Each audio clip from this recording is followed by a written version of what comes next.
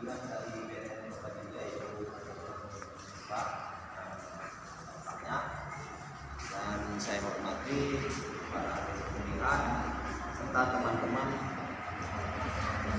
yang hadir pada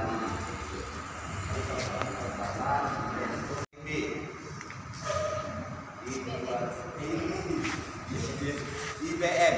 di bulan Ramadan. Jadi pertama saya sebagai pembawa